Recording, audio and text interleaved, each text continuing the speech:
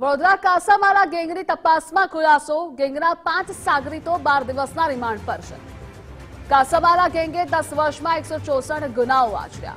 કારેલી બાગમાં યુવકને આંતરિક ખંડણી માંગી હતી। વિરમ ગામના એક ગામડામાં ઉપયોગમાં લીધેલ હથિયારો સંતાડ્યા તો આગ્રા શહેરના મૌલાના ચોકથી રિવોલ્વર ખરીદી હતી।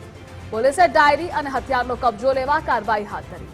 સૌરાષ્ટ્રમાં છુપાયેલી ડાયરીમાં ખંડણીનો ભોગ બનનારના નામ પણ છે। સંવાદદાતા અલ્પેશ જોડાયેલા છે। અલ્પેશ, આ કેસમાં શું ખુલાસો થયો તે જણાવશો।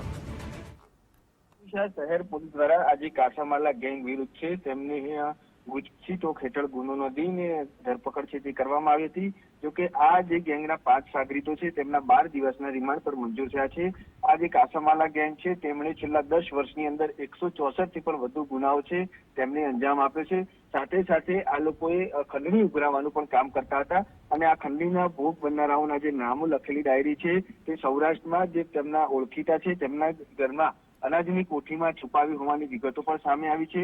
જો કે કારેલી બાગમાં પણ એક યુવકને આતરી અને ખંડણી માંગી હતી અને તેના જ ઉપયોગમાં જે હથિયાર પણ લેવામાં આવ્યું હતું તેને અમદાવાદ વિરગામ તરફ એક જૂનું મકાન છે કે તેની પાછળ ખાડો ખોદી અને દાટી દીધું હતું। જો કે હાલ તો પોલીસ છે તે આ ડાયરી અને હથિયાર કબજો લેવાની દિશામાં કાર્યવાહી હાથ ધરી છે। ઉત્તર અને આ જે રિવોલ્વર છે તે આ લોકો ઉત્તર પ્રદેશનું આગ્રા શહેર છે ત્યાંથી ખરીદી હતી। એટલે કે હાલ પોલીસે આ જે તમામ હથિયારો છે તેમજ ડાયરી છે તેને શોધવાની તજવીજ છે હાથ ધરી છે।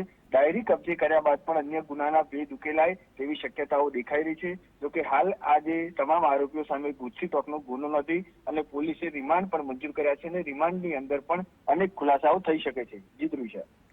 જી અલ્પેશ, જોડાવા બદલ આભાર આપનો।